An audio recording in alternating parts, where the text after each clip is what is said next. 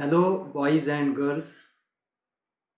In the previous video, we finished 4 stanzas of You Start Dying Slowly. Today in this video, we are going to finish the last stanza and see certain questions. So now open your books on page number 42. I start reading. Listen carefully and look into your books. If you do not change your life, जर तुम्ही तुमचं जीवन बदललं नाही, जर तुम्ही तुमच्या जीवनात बदल केला नाही, कोणालाही कळतं ही लाईन फार सोपी आहे. I read it again.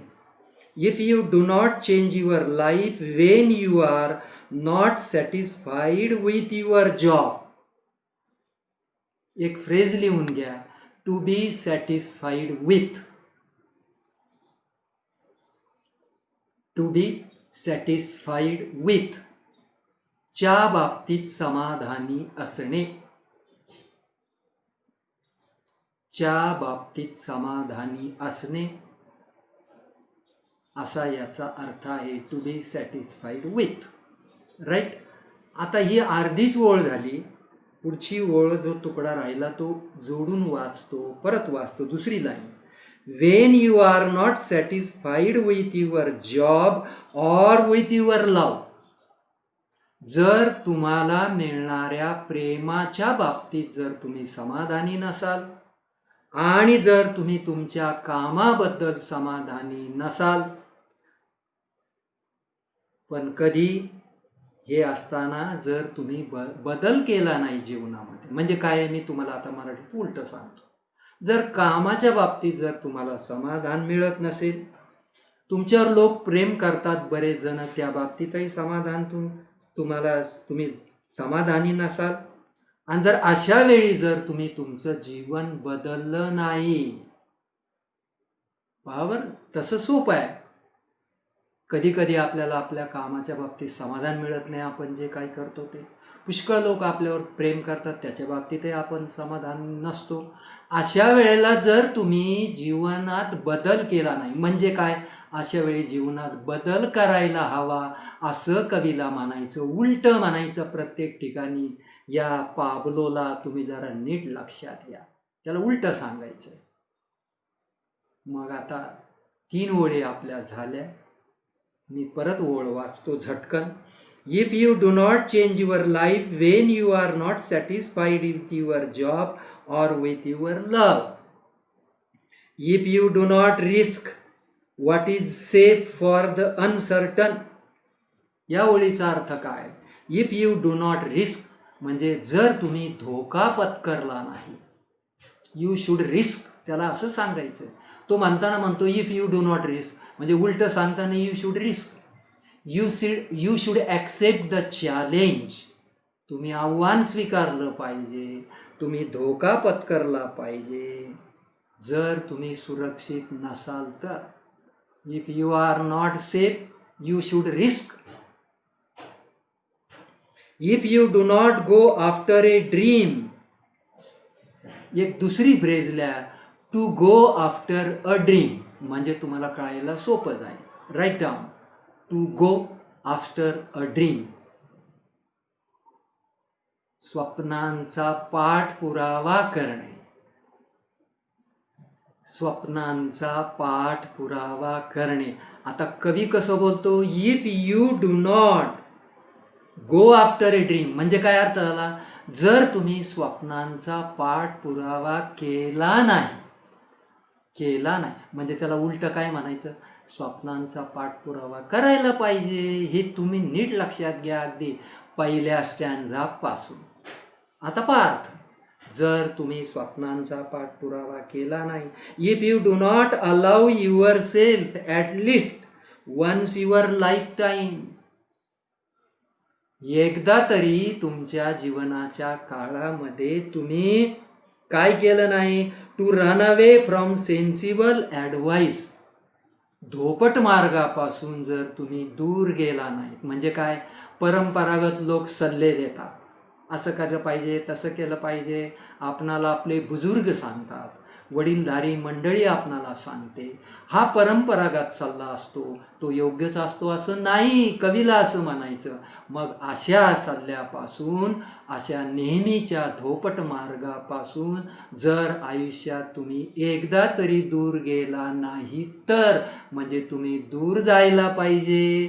अशा प्रकारचा धोपट मार्ग, अशा प्रकारचा परंपरागत सल्ला तुम्ही सोडून द्यायला पाहिजे, असं कवीला सांगायचं.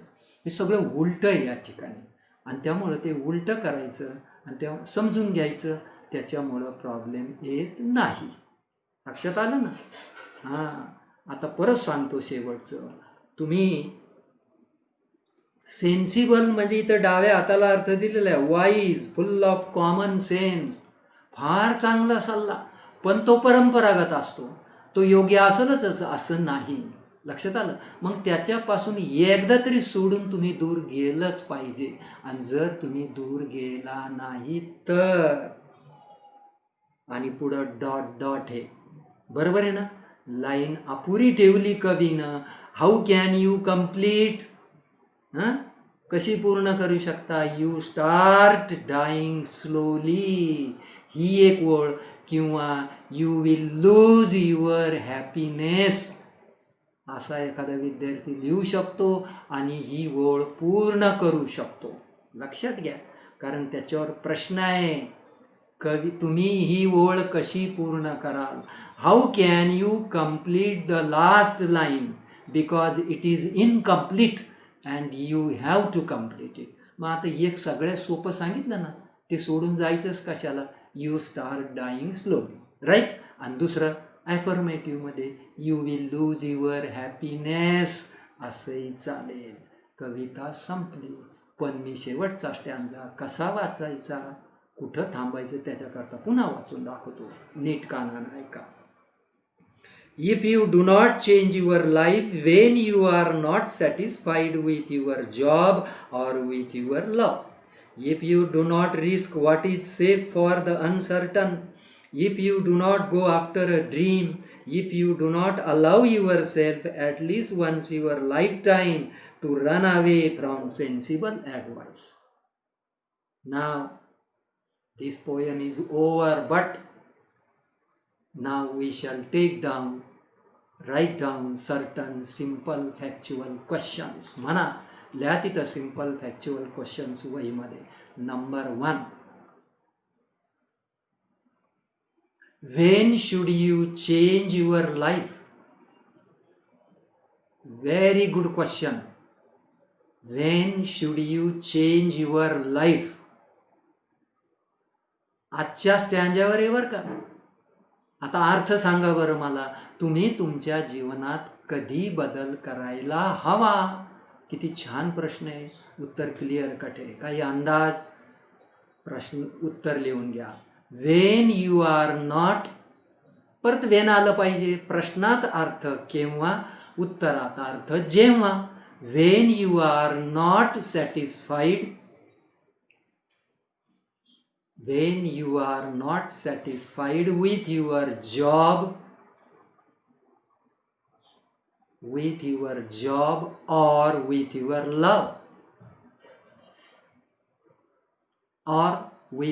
love, किती क्लिअर कट उत्तर आहे आणि किती छान प्रश्न आहे. It is not given in the guide. लक्षात, गाड्याला जागा येऊ शकतं, कशालाही येऊ शकतं. I repeat the answer.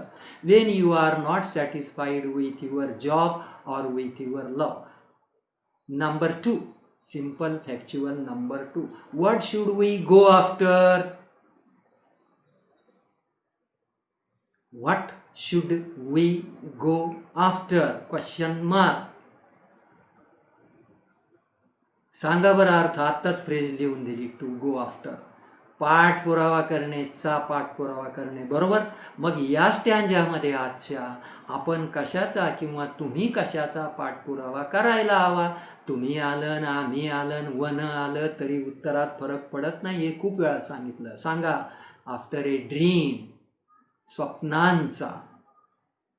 After a dream. नाव take down some complex factual questions लिहा. कॉम्प्लेक्स फॅक्च्युअल क्वेश्चन आणि नंबर 1.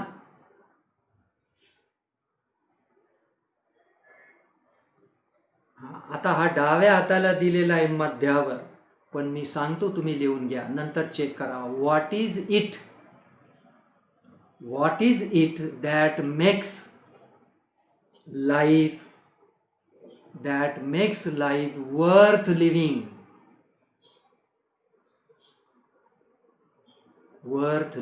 Question mark. पुढे म्हणा गिव्ह 4 पॉइंट्स. हा प्रश्न तिथं आहे डाव्या हाताला आणि खूप छान प्रश्न आहे. मला तर असं वाटतं जर इथले स्टँजे काढले तर हाच प्रश्न टाकला जाईल. I repeat the question. What is it that makes life worth living? अशा कोणत्या गोष्टी आहेत की ज्याच्यामुळे जीवन चांगल्या प्रकारे जगता येतं? वर्थ लिव्हिंग म्हणजे चांगलं जीवन. आणि 4 पॉईंट द्यायला सांगितले.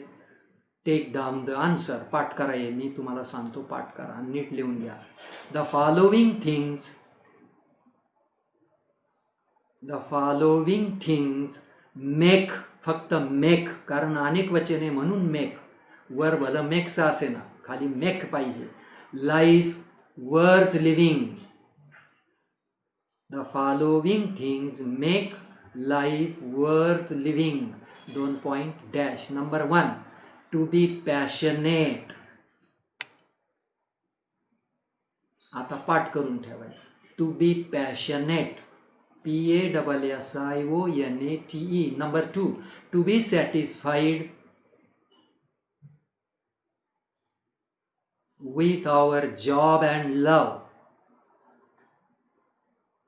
To be satisfied with our job and love. Number 3, to be ready to take any risk. कुठलाही धोका पत्करायला तयार असणं. To be ready to take any risk. Number 4, to go after our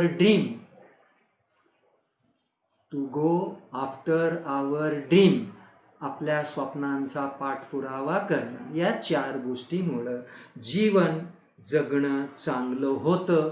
me answer repeat करतो, check करा. The following things make life worth living. Number 1, to be passionate, to be satisfied with our job and love.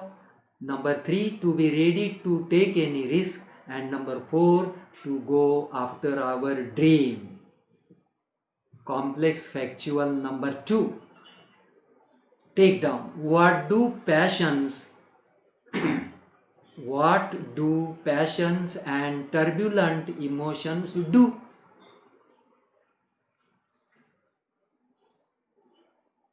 What do passions and turbulent emotions do? Question mark. आता answer पूर्ण वाक्यात लिहिलं. मी simple फॅक्च्युअलमध्ये घेतलेलं आहे, पण आज पूर्ण वाक्यात लिहिलं का झालं? Take down. Passions and turbulent emotions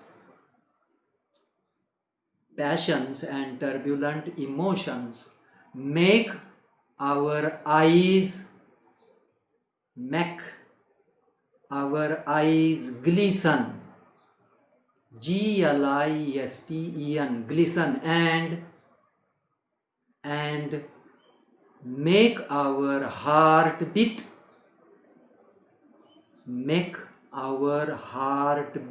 BEAT. fast. अपूर्ण वाक्यात लिहिलं म्हणजे झालं. पर्यायाला बी येऊ शकतं, गाळ्याला जागायला बी येऊ शकतं. लक्ष असेल तर त्या मुलाला कसंही सोडवता येतं. चेक करा. Passions and turbulent emotions make our eyes glisten and make our heart beat fast. Question number 3. इथं थोडीशी काळजी घ्यायची. सोपं आहे. Write the opposite of. हा एक चांगला प्रश्न आहे. पाठीमागं अशा प्रकारचा प्रश्न दिलेला आहे. पान नंबर 44 वर आपण नंतर बघू, पण हा प्रश्न लिहून घ्या. Write the opposite of the following in the form of. in the form FORM of advice. Advice. ADVICE. Check करा question. Write the opposite of the following in the form of advice. मी 4 गोष्टी देणार आहे, त्याच्या उलट तुम्ही सांगायचं सल्ल्याच्या रूपात. Right. मग आता मी मागाशी बोललो होतो कवीला उलट बोलायचं, तर आता तुम्हाला करंट लागेल. हा प्रश्न खूप छान आहे. हा कुठे बी येऊ शकतो. 4 ओळी आहेत, तिथं पहिल्या स्टँजात, खालच्या स्टँजात. नंबर 1 खालच्या वेळी आहे. Number 1, you do not travel. You do not travel. आता याच्या पुढे फुली मारून ठेवा. आता तुम्हाला अपोजिट सांगायचंय, पण सल्ला पाहिजे. It must be advice. मग आता मला सांगा, तुम्ही प्रवास करत नाही तर कवीला काय म्हणायचं? मग तुम्ही प्रवास करायला पाहिजे, बरोबर आहे का नाही? मग सांगा ना, अंदाज करा. ल्या यू शुड ट्रॅव्हल. फुलीच्या पुढे ल्या you should travel. Right. Number 2, you do not read. Number 2, you do not read. तुम्ही वाचन करत नाही. मग सांगा बरं फुली मारून काय करायला पाहिजे? तुम्ही वाचन करायला पाहिजे. मांडा बरं इंग्लिशमध्ये. You should read. You should read. कंसात रीड बुक्स. लिहिता येतं. पुस्तकं वाचा, ग्रंथ वाचा. Read books. Number 3, you do not listen. Number 3, you do not listen. LISTEN. To the sound of life. To the sound of life. आता बघा, तुम्ही जीवनाचा ध्वनी किंवा आवाज ऐकत नाही, जीवनाचं संगीत ऐकत नाही. फुली मारून ठेवा आणि सांगा बरं. आता आज्ञार्थक सांगा बरं. लिसन. ल्या listen to the sound of life. आता यू शुडची गरज नाही, थोडंसं वेगळं लिहावं. Listen to the sound of life. Number 4, 4 येतील, तुम्हाला माहिती आहे, अर्धा mark. You do not appreciate. Number 4, you do not appreciate. APPRECIATE yourself. You do not appreciate yourself. फुली मारा, उलटा सल्ला सांगा. सोपं आहे. बोला, you should appreciate yourself. लिहून टाका. You should appreciate your self. असं समजलं पाहिजे. असं मागच्या पानावर दिलेलं आहे, त्यातले मी 4 निवडले. एक नमुना म्हणून, सॅम्पल म्हणून, एक्झाम्पल म्हणून. सहज लिहिता येतं, पण तो प्रश्न येऊ शकतो. Don't be careless. Be alert. या प्रश्नाच्या बाबतीत सावध राहा. खूप सोपा आहे. अपोजिटमध्ये सल्ला द्यायचा. I think this is enough for today. I stop here. We shall continue tomorrow with the remaining activities and questions.